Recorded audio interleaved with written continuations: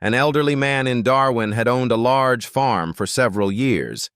He had a large pond in the back. It was properly shaped for swimming, so he fixed it up nice with picnic tables, horseshoe courts, and some apple and peach trees. One evening, the old farmer decided to go down to the pond, as he hadn't been there for a while, and look it over. He grabbed a 5-gallon bucket to bring back some fruit.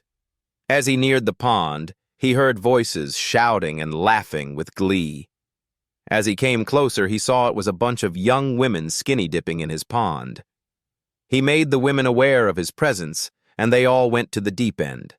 One of the women shouted to him, "We're not coming out until you leave." The old man frowned. "I didn't come down here to watch you ladies swim naked or make you get out of the pond naked." Holding the bucket up, he said, "Oh, okay. I'm only here to feed the crocodile." Some old men can still think fast. Mrs. Donovan was walking down O'Connell Saint in Dublin when she met up with Father Flaherty. The father said, "Top of the morning to ye. Aren't ye Mrs. Donovan, and didn't I marry you and your husband 2 years ago?" She replied, "Aye, that ye did, father." The father asked, "And be there any wee little ones yet?" She replied, "No, not yet, father." The father said, "Well, now I'm going to Rome next week, and I'll light a fertility candle for you and your husband." She replied, "Oh, thank you, father." They then parted ways. Some years later they met again. The father asked, "Well now, Mrs. Donovan, how are you these days?" She replied, "Oh, very well, father." The father asked, "And tell me, have you any wee ones yet?" She replied, "Oh, yes, father. 2 sets of twins and 6 singles. 10 in all." The father said, "That's wonderful. And how is your loving husband doing?" She replied, "He's gone to Rome to blow out your stupid candle." There was a farmer sitting on the front porch of his house this one hot summer day when this kid comes walking down the road carrying a big bundle of wire. "Hey, kid," the farmer says, "where are you going with that wire?" "Well," the kid drawls, "this here ain't just any old wire. This here's chicken wire. I'm fixing to catch me some chickens." "You can't catch chickens with chicken wire." "Sure I can," the kid says and takes off down the road. He comes back at the end of the day, and sure enough, he's got a whole mess of chickens caught in his chicken wire. Well, the farmer's sitting on his porch the next day, and the same kid comes walking down the lane carrying a big roll of tape. "Hey, kid," the farmer yells, "where are you going with that tape?" "Well, this here ain't just any old tape. This here's duct tape. I'm fixing to catch me some ducks." "You can't catch ducks with duct tape," the farmer yells back. "Sure I can," the kid says, and takes off down the road. He comes back at the end of the day, and again, the farmer can't believe his eyes. The kid had a whole bunch of ducks all wrapped up tightly in his tape. The next day, the farmer's sitting on his porch again, and the kid comes walking down the road carrying a stick.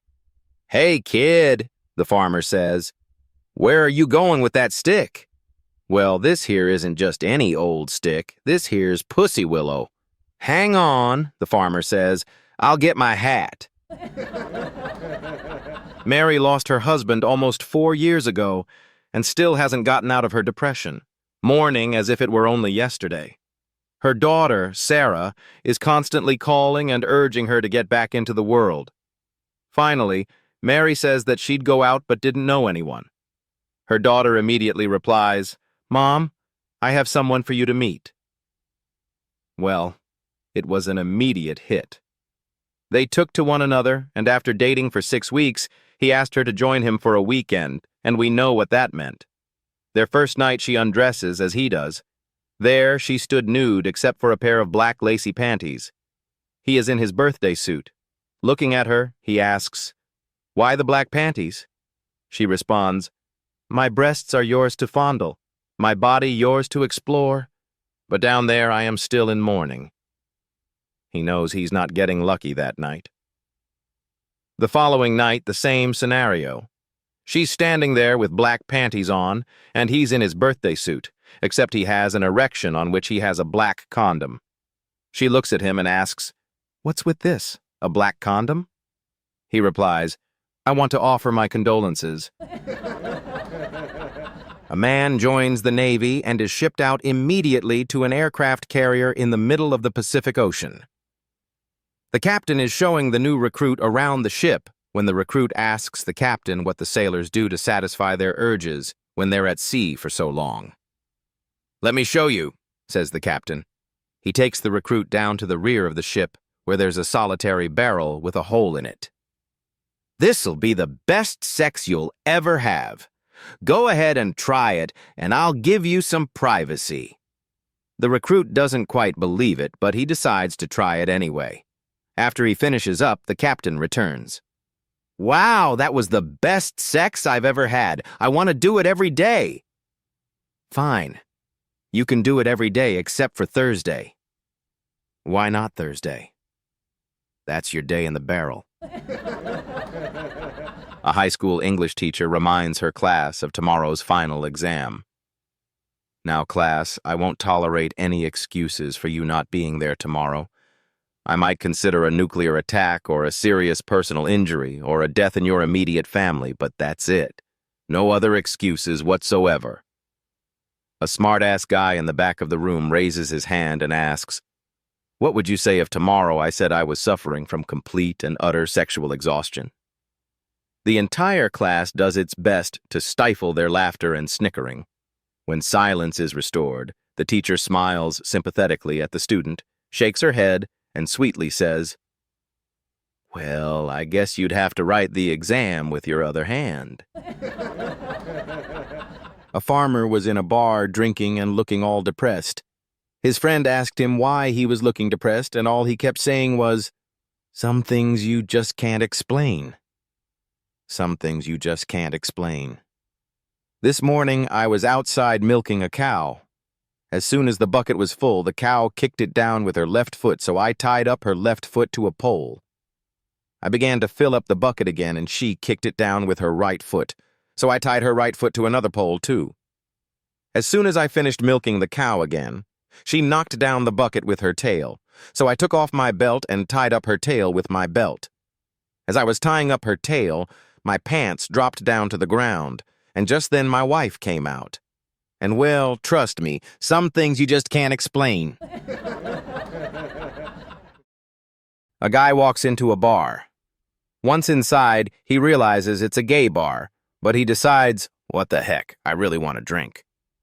So he sits down at the bar, and the gay bartender says to him, "What's the name of your p-?" The guy says, "Look, I'm not into any of that. All I want is a drink."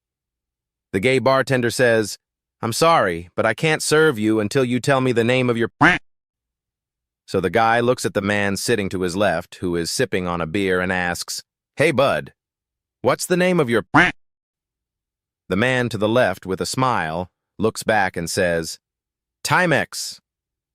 The guy asks, "Why Timex?" The fella proudly replies, "Because it takes a licking and keeps on ticking."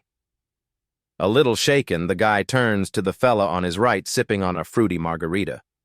"So, what do you call your p-?" The man to his right turns to him and proudly exclaims, "Ford, because quality is job one." He then adds, "Have you driven a Ford lately?"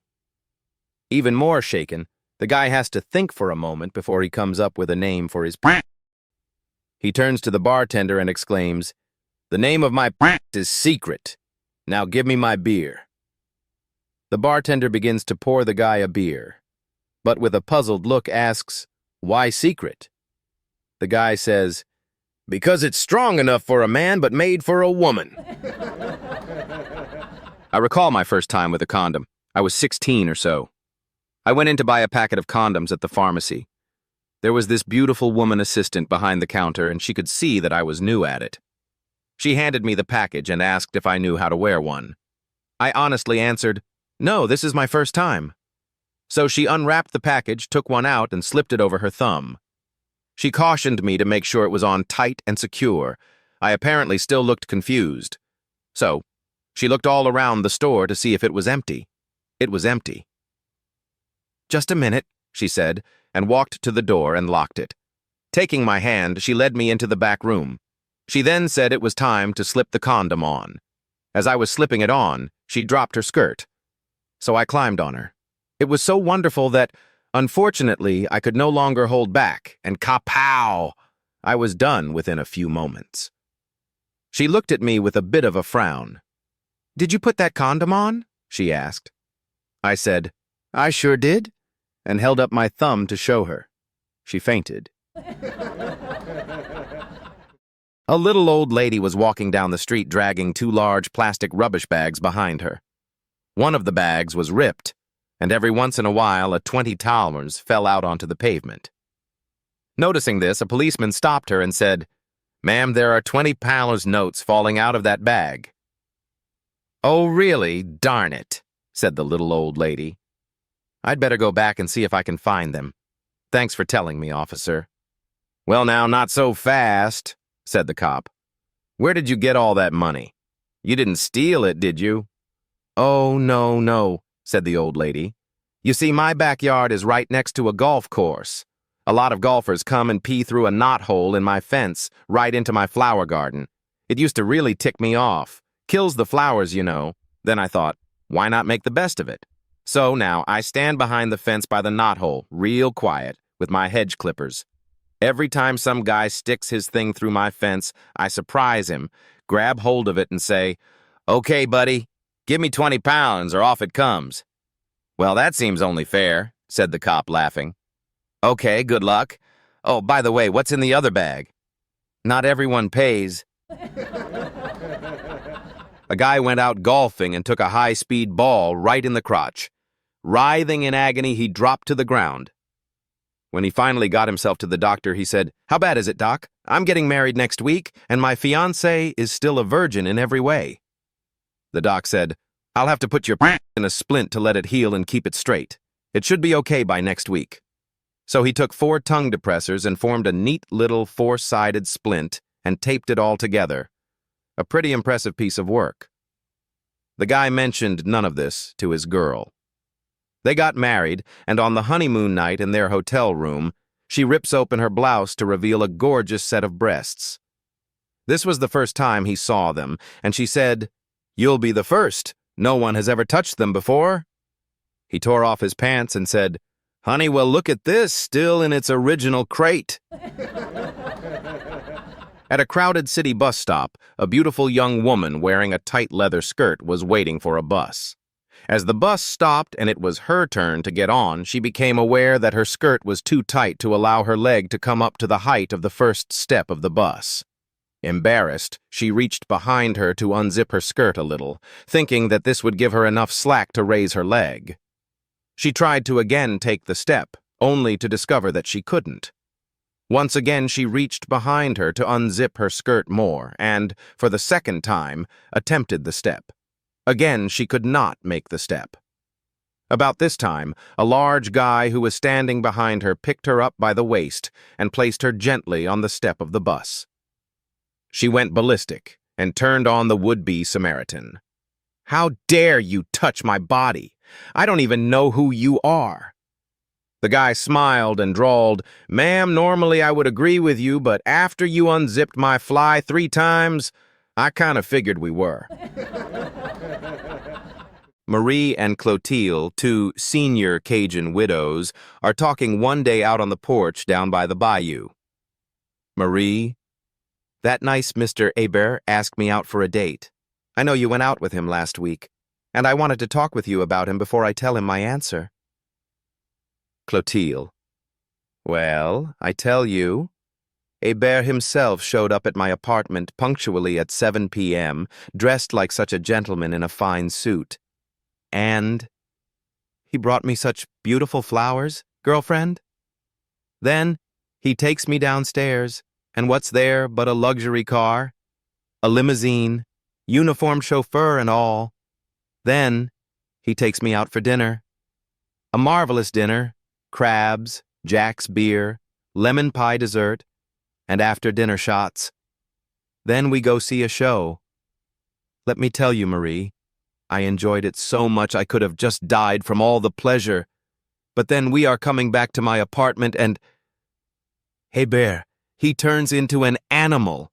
Completely crazy. He tears off my expensive new dress and, well, he has his way with me twice. Marie. Oh my goodness.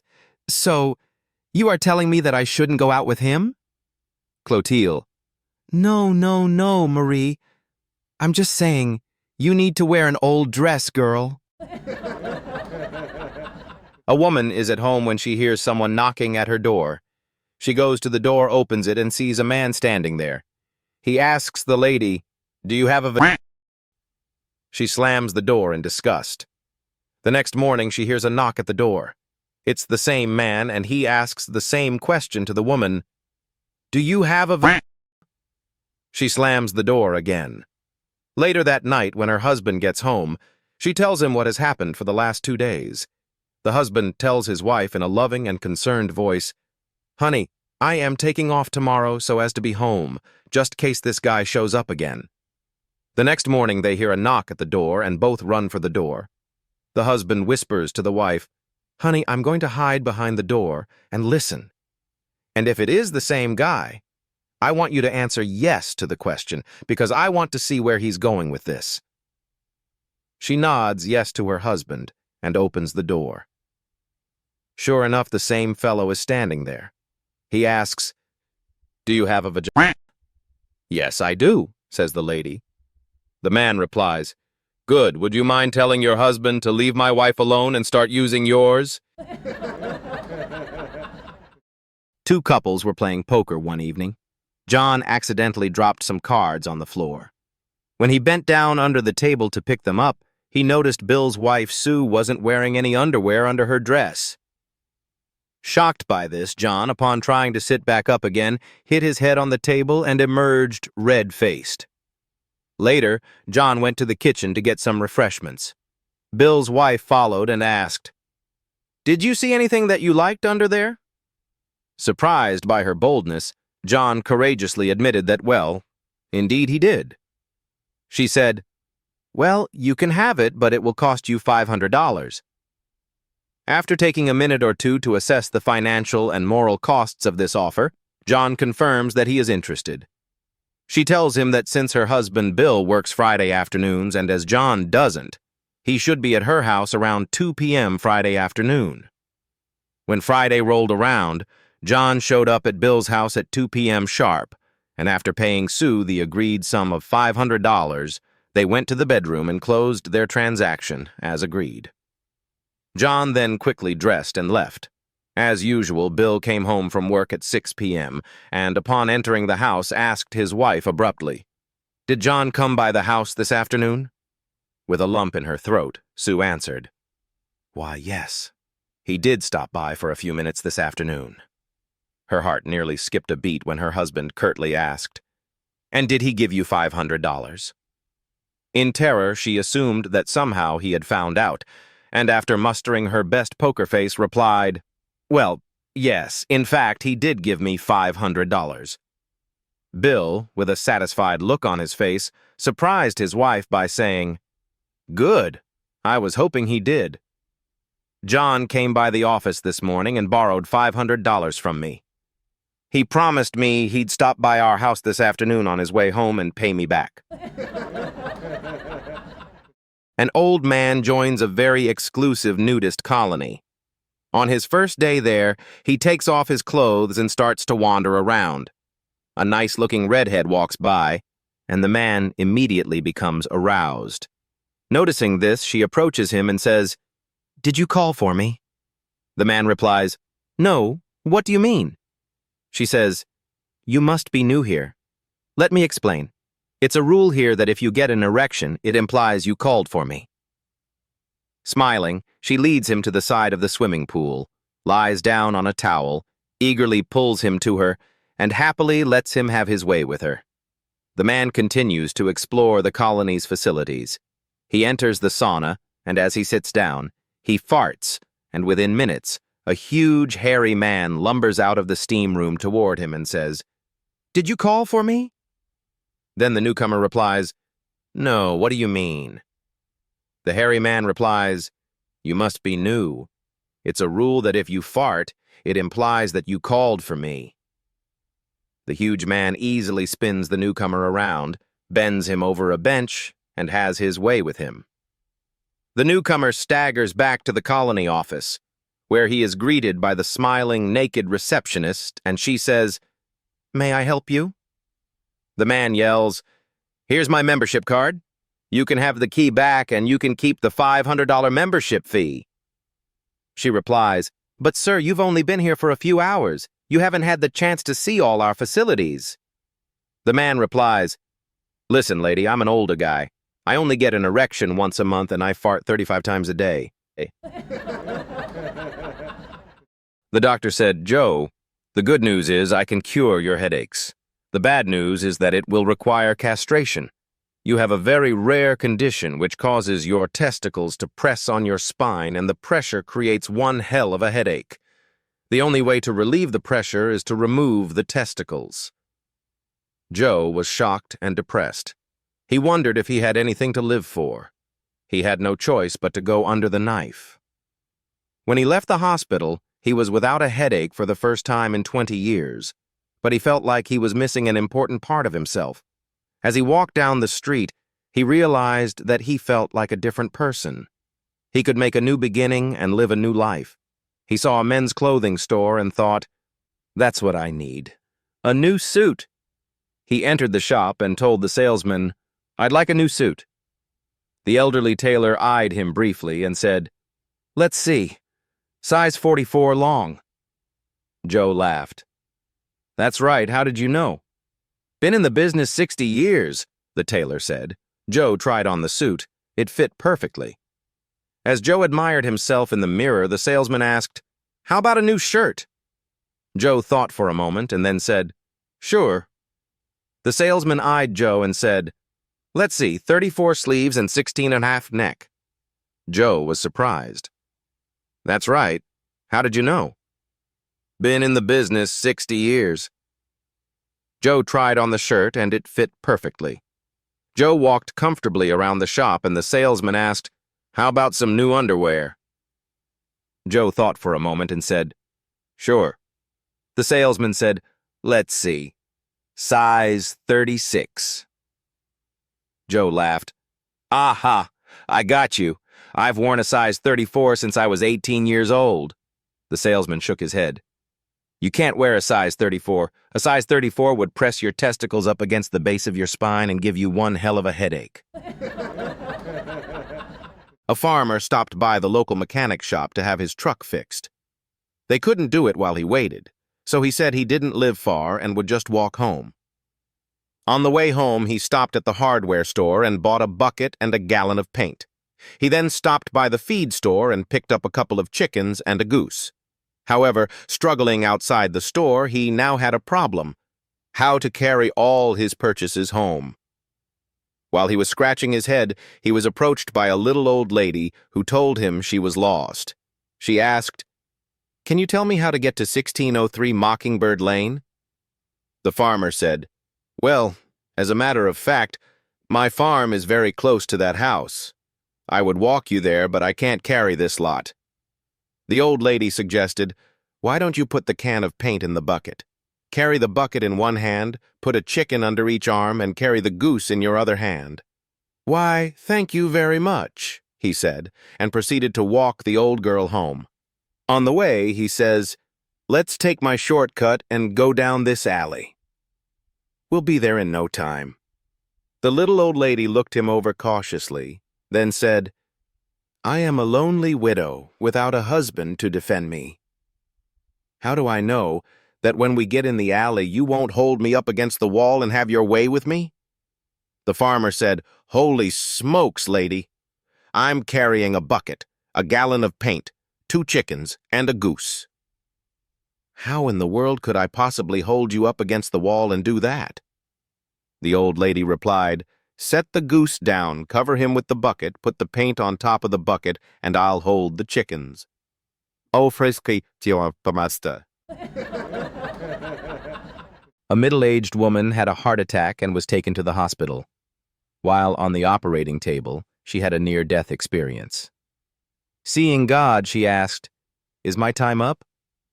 God answered, "No, you have another 40 years, 2 months, and 8 days to live." Upon recovery, the woman decided to stay in the hospital and have a facelift, liposuction, and a tummy tuck. She even had someone come in and change her hair color. Since she had so much more time to live, she figured she might as well make the most of it. After her last operation, she was released from the hospital. While crossing the street on her way home, she was hit by a car and died immediately. Arriving in front of God, she demanded, "I thought you said I had another 40 years. Why didn't you pull me out of the path of the car?" God replied, "I didn't recognize you." In a Brisbane hospital, a gentleman had made several attempts to get into the men's restroom, but it had always been occupied. A nurse noticed his predicament. "Sir," she said, "you may use the ladies' room if you promise not to touch any of the buttons on the wall." He did what he needed to, and as he sat there, he noticed the buttons he had promised not to touch. Each button was identified by letters, WW, WA, PP, and a red one labeled ATR. Who would know if he touched them? He couldn't resist. He pushed WWW. Warm water was sprayed gently upon his bottom. What a nice feeling, he thought. Men restrooms don't have nice things like this. Anticipating greater pleasure, he pushed the WA button. Warm air replaced the warm water, gently drying his underside. When this stopped, he pushed the PP button. A large powder puff caressed his bottom, adding a fragile scent of spring flowers to this unbelievable pleasure. The ladies' restroom was more than a restroom. It was tender, loving pleasure. When the powder puff completed its pleasure, he couldn't wait to push the ATR button, which he knew would be supreme ecstasy. Next thing he knew, he opened his eyes. He was in a hospital bed, and a nurse was staring down at him. "What happened?" he exclaimed. "The last thing I remember was pushing the ATR button." "The button ATR is an automatic tampon remover. Your penis is under your pillow." One day, this big, nasty, sweaty woman wearing a raggedy, sleeveless sundress walks into a bar. She raises her right arm, revealing a big, hairy armpit as she points to all the people sitting at the bar and asks, "What man out there will buy a lady a drink?" The whole bar goes dead silent as the patrons try to ignore her. At the end of the bar, a skinny little pisshead slams his hand on the bar and says, "Barman, I want to buy that ballerina a drink." The barman pours the drink and the woman chugs it down. After she's completed the drink, she turns again to the throng and points around at all of them, again revealing the hairy armpit, saying, "What man out there will buy a lady a drink?"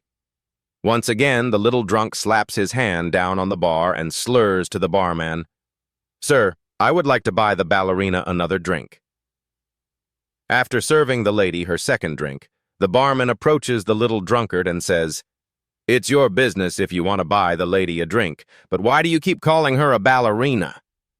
To which the drunk replies, "Sir, in my eyes, any woman who can lift her leg up that high has got to be a ballerina." A young farm couple, Homer and Darlene, got married and just couldn't seem to get enough lovin'. In the morning, before Homer left the house for the fields, they made love. When Homer came back from the fields, they made love, and again at bedtime, they made love. The problem was their nooner. It took Homer a half hour to travel home and another half hour to return to the fields, and he just wasn't getting enough work done. Finally, Homer asked the town doctor what to do. "Homer," said the doctor, "just take your rifle out to the field with you, and when you're in the mood, fire off a shot into the air. That will be Darlene's signal to come out to you. Then you won't lose any field time." They tried Doc's advice, and it worked well for a while. Homer came back to the doctor's office. "What's wrong?" asked the doc. "Didn't my idea work?" "Oh, it worked real good," said Homer. Whenever I was in the mood, I fired off a shot like you said, and Darlene would come running. We'd find a secluded place, make love, and then she'd go back home again. Good, Homer. So what's the problem? Asked the doc. I haven't seen her since hunting season started.